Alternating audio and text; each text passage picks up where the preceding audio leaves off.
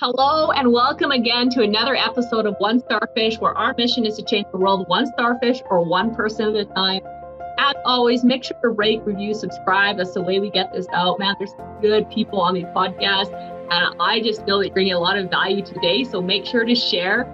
Really excited for our guest today. She's a good friend. She's an Arte sister.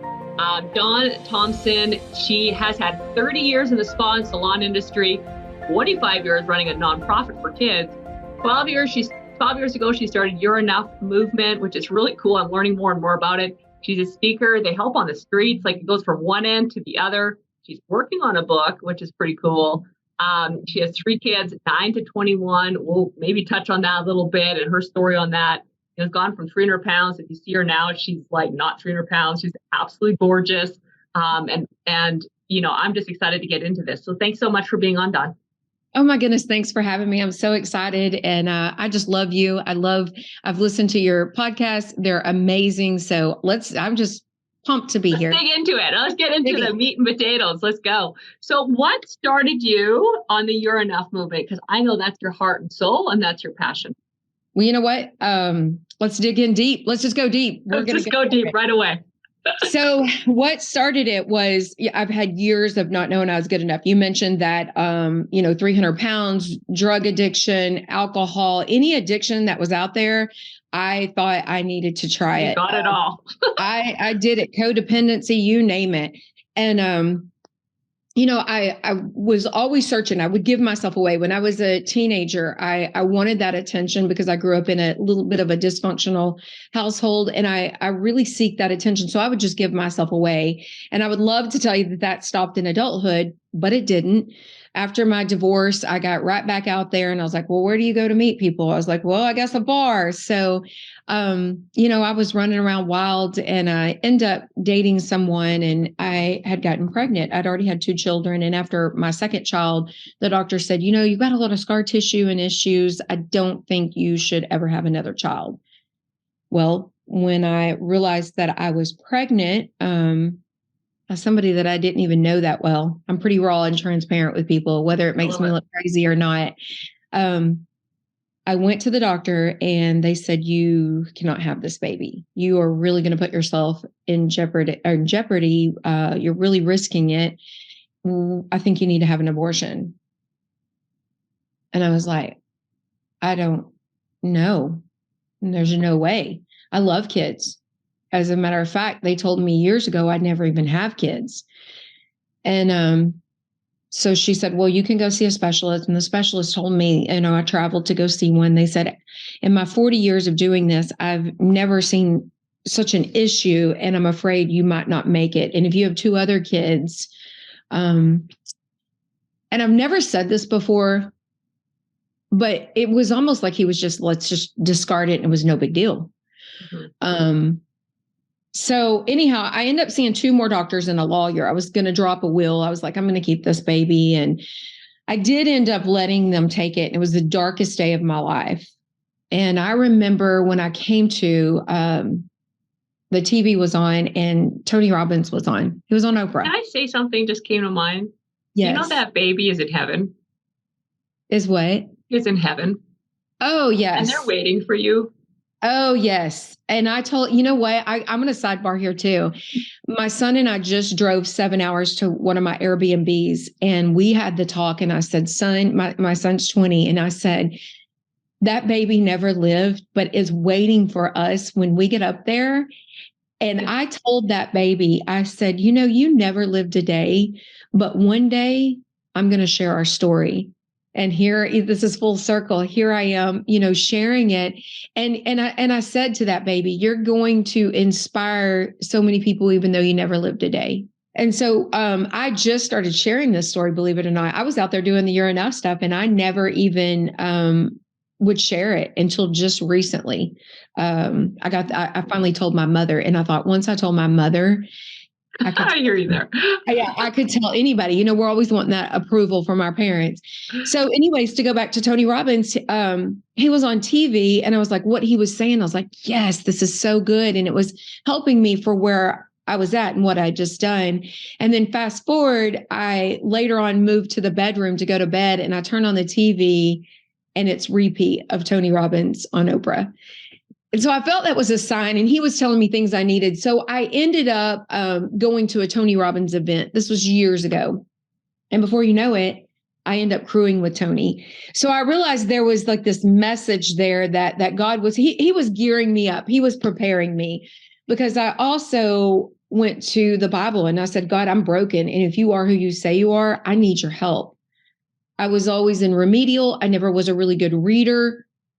So I need your help understanding your words. And I opened it and I've never come out of it. And it was so easy for me to read and understand. You know, they always say, if you ask not, you have not. And so I kind of, I took a lot of Tony Robbins and a lot of God, and I mixed them together. I trademarked the word "you're enough." My speakers, you know, I travel a lot. They're like, how did you trademark that? And I was like, I think when you're created for something, nobody can get your good. Mm-hmm. You know, sometimes I think we work out of scarcity, and I'm like, I don't know who needs to hear this today on your podcast, but if you're ever worried, someone does. Yeah, if you're ever worried about competition or that somebody's doing something better than you, just take a deep breath and go, you know what? Nobody can get your good, and nobody can do it like you do it. There's a lot of people out there that talk on the same topic as I, but nobody can share it like I can share it. Mm-hmm. And you hear this, my vibe will attract my tribe. You know, and I used to put a lot of pressure, because working for Tony Robbins, I think he's one of the best speakers out there. And I would try to mimic that. And I'm like, well, finally one day I was like, you're not him. You're not going to be. Just be the best Dawn that you know how to be. Not going to be an Oprah. Just be the best Dawn. And so for whoever's listening, be the best you that you can be. So with that said, the darkest day of my life end up being, I really had to learn to forgive myself. I knew God forgave me immediately, but I had to forgive myself. So that was a journey.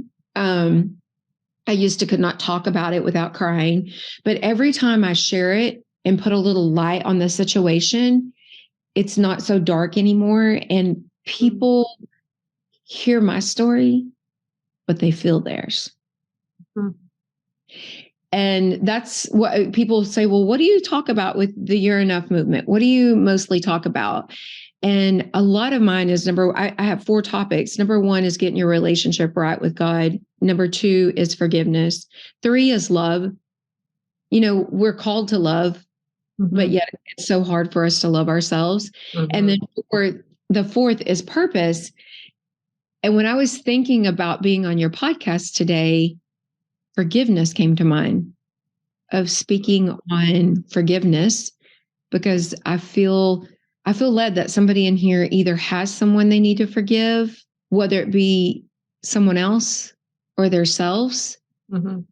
And I just did a big event this weekend. I rented a tent, and I have a lake cabin, and we did a thing called Word on the Water. And one of the things I did, I had a big cross, and we had a big metal decorative bucket. And I left a note card on everybody's seat with a pen. And after they had listened to there was 3 other speakers, I just went in for a second and I said, we carry stuff.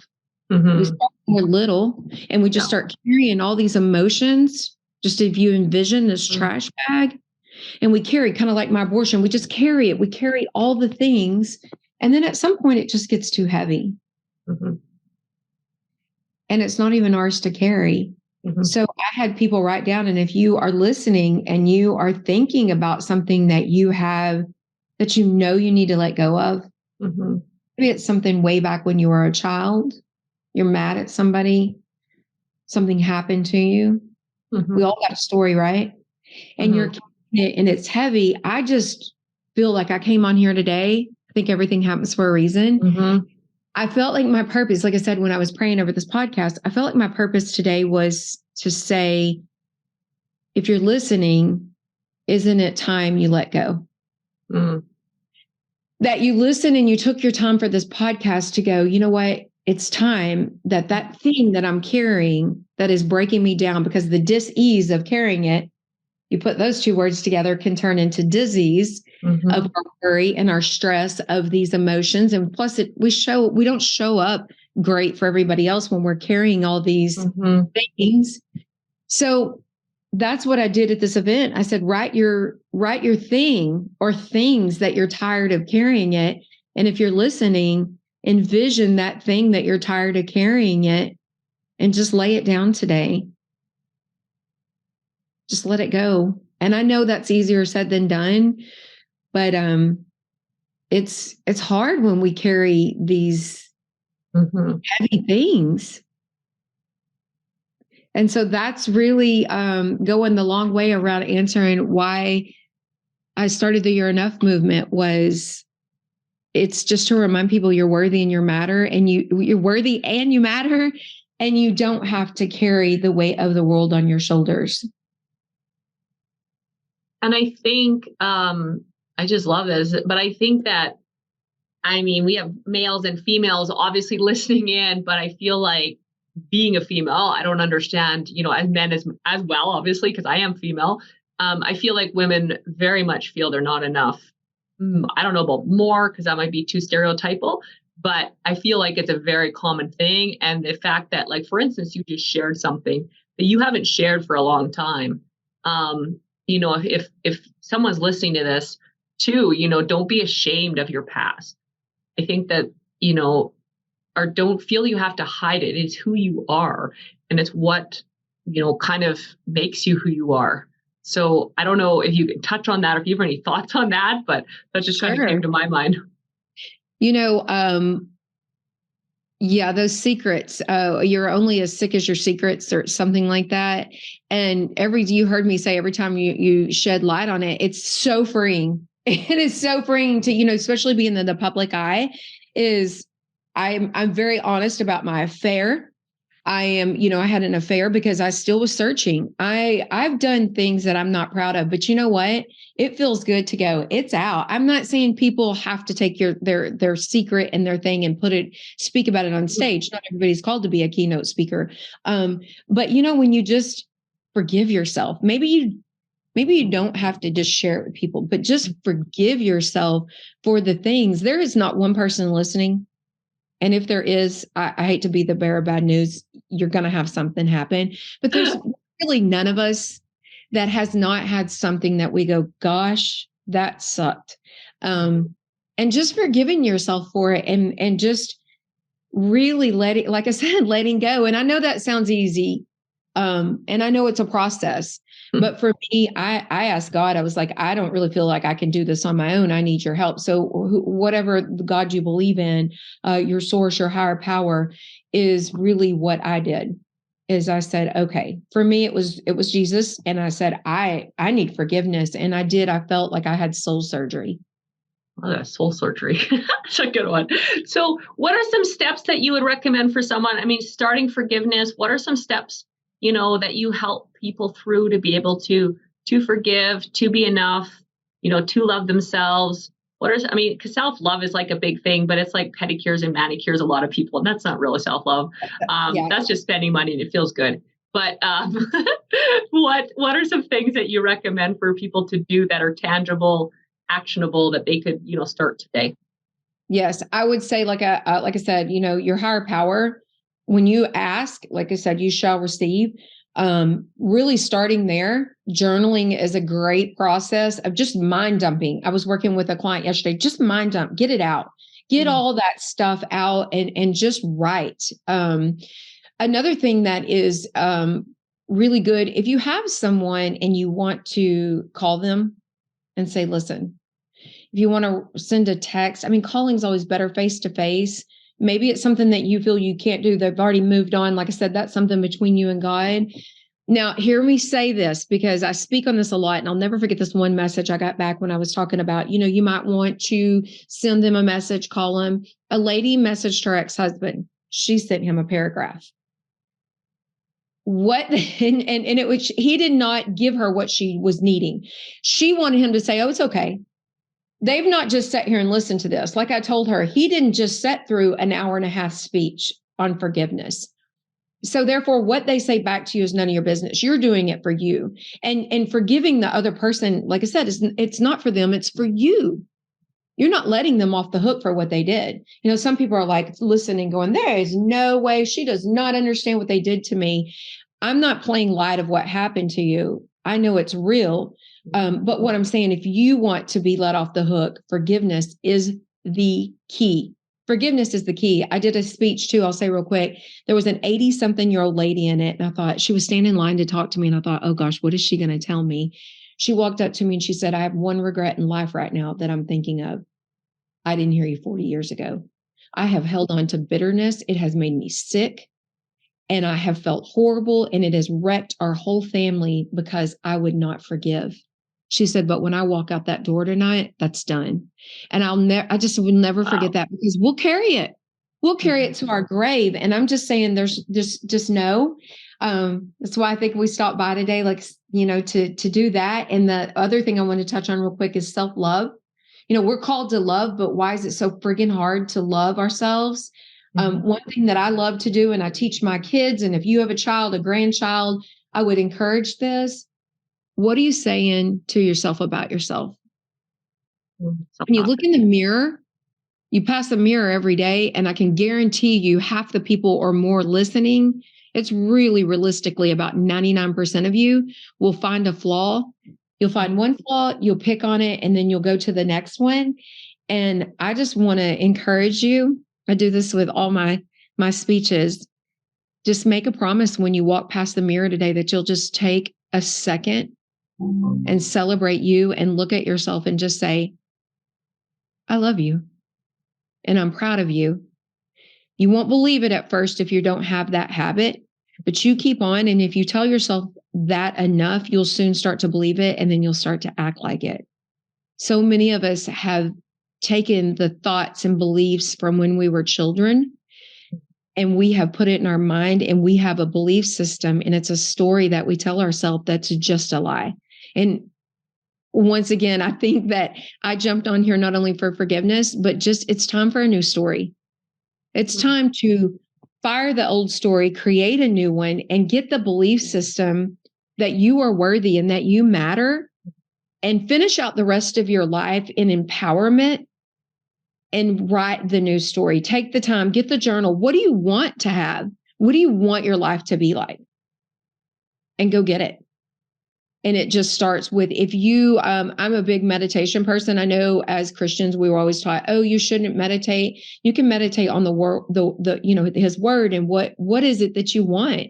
Like, you sit with yourself for a hot minute and really start realizing what is it that you do want, because time's ticking. Meditation's awesome. I do a lot of that. Yeah, it's good stuff. So definitely recommend that for sure. I love that. So, you know, if you ran into someone and they're like, yeah, that sounds great. But I mean, what were some ways that you overcame some of your addictions? All right. Once again, I'm going to say God, meditating, changing my belief system. For drugs, I can tell you that type of addiction, I had to find new friends and people that I hung out with. Really, you know what? I was sitting here thinking that's been true with everything. You know, you if you're an addiction of any kind, food, workaholic, whatever it is, you're getting something out of it. You know, I stayed overweight because I was getting something out of it. I had food. Yeah, I had some, it was comfort. I had other chubby friends, and that's how we connected, was around food. You know, it's kind of like being in Arte. We know we're leveling up. So financially, I used to have a money story. I know if I want to change that, I must get around people who's going to help me level up. You're one of those women who, for me, when I think of you, the other Angela, there's probably about 5 women in this group that I'm like, as soon as I hear your name, I'm like, level up. It's time to set up and level up. So I would say, you know, who are you hanging around with? What are you listening to? TV, are you going and Netflixing out, or are you reading something to encourage you? It's all in the habits and beliefs. What are you listening to? What do you, even on the radio? I don't even hardly listen to music much anymore. I'm not like drab and not fun. I mean, I am going to a Leonard Skinner concert here soon. There you go. Yeah, but I use my phone to listen to books, and my car is like encyclopedia on wheels, if you will. I'm always trying to learn and better myself. So I think it starts there with who you're hanging out with. What are you praying and asking for? Changing your belief system. I work the streets. If you heard me say, I just got finished last weekend working. We worked 2 days on the streets. It's crazy the beliefs that people believe about themselves. But Dawn, what about the people? They've been in my life forever. I can't just cut them out. Right. You don't have to cut them out. I have somebody very near and dear to my family. I won't call them out. I limit. And when they start on this negative, they'll go on this negative spiral, and I have to just scratch their record. And this is how I do it. What good's going on? And that just makes them stop and go, oh, and you'll train people how to treat you. You'll train them how to treat you. And if you will do it, if you'll make an example and you do it long enough, they're finally going to get the hint. I don't talk about people. That's one of my things. I do it. My staff, my people are like, or people will ask, how do you have people who've worked there for 20 plus years? And I was like, I create an environment. And they're like, well, which one of your main things? And I'm like, we have the zero gossip, because in the spa and salon world, that's prevalent. And I was like, it's huge. I want to do something different. And it creates a really cool environment of, we're not going to do that. We're going to set an example, and we're not going to tear each other down. So, just going back to your question of you will teach people how to act around you. And if you don't require a higher standard for yourself, and as you heard my story, I didn't for years, you will get people in your life that will reflect how you think about yourself. If you feel you're not good enough, you will go out into the world and you will find everything that will keep you in that belief system. You will find it in relationships. You will find it in your job. So what's coming through me right now is look around at your life. Everything you have is based off of a decision that you've made somewhere. Mm-hmm. And if this is resonating with you and you're like, I want something different, then go get something different. And if you're thinking, well, I don't know how to, everything you need is inside you now. You've got to start changing your story. Look at somebody who already has what you want. Success leaves clues. I'm not saying compare yourself, because if you start comparing, you'll never know you're good enough. You heard me say I wanted to speak like Tony Robbins. It kept me stuck. Nobody's you, and that's your power. And hear me say this, you are never going to outrun yourself. You are going to be with you to the day you die. Why not make your life juicy and amazing and just go live? We get one of them. And is your book going to be just, look at these books behind me. Are they just going to be a yucky little book? Are you going to have like a bestseller and celebrate the best thing ever, which is you? And I know we're getting close to time, but I tell my kids, we drive past a cemetery on the way to school. And I pulled in one day and my kids are like, Mom, what are you doing? And I said, you want to know one of the richest places in Wichita Falls right now? And they're like, yeah. And I said, this is a very rich place. And they said, it makes no sense, Mom. All these people are dead. And I was like, exactly. Because they went to their grave with all these dreams that they never had the courage to live. They never believed in themselves. And there's so many businesses and ideas and relationships. And there's all these yummy things that these people never did because they didn't know they were good enough. You can see a post on this. It's so true. How many people take all their dreams to the grave? Oh, man. Wow. So yes, in wrapping up, I always have 3 final questions and then anything that we want to leave the listeners with. And guys, we'll have all of Dawn's information in the show notes. Do reach out to her. I know that. And if something just sparks something, that it changes something, let her know, because I know that's the best way to, pay someone back for helping you, kind of thing. Pay it forward and pay it back.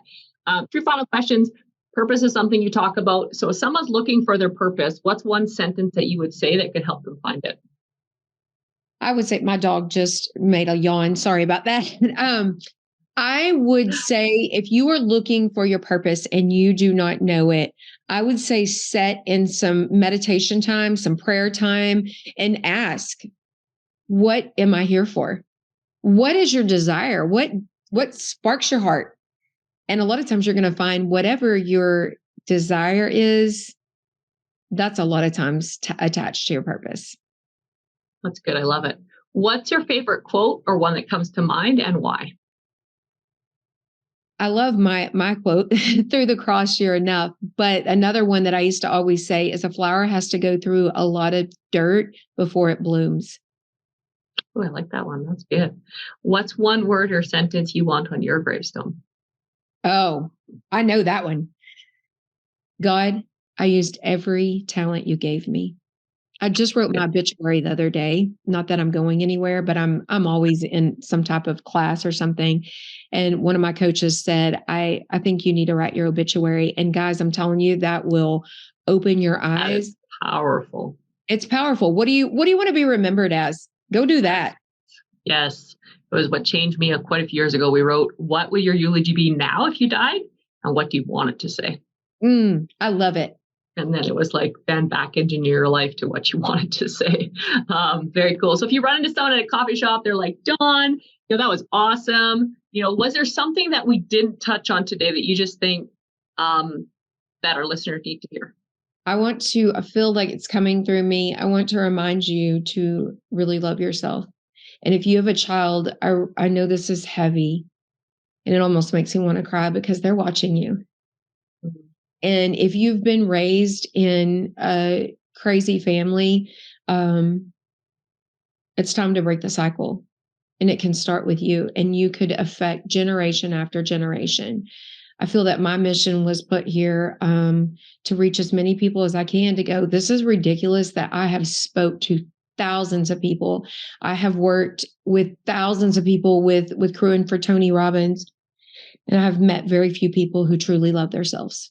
And I think that's an issue.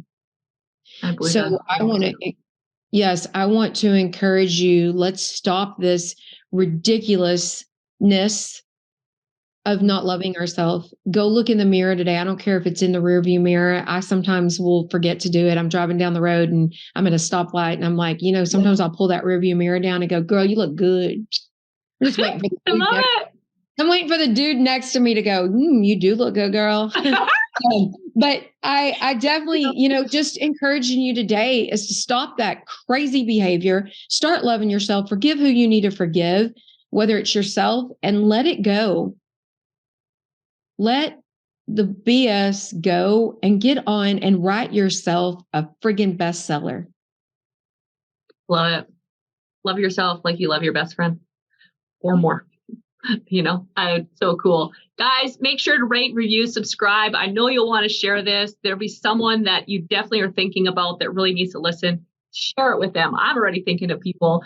Do all the things, and we'll be able to get this out to more people. Let's go out there. Let's change the world one starfish or one person at a time. If we can change one life at a time together, we can change the world. Thanks so much for being on, Dawn. Oh, thank you. I've loved it. Thank you.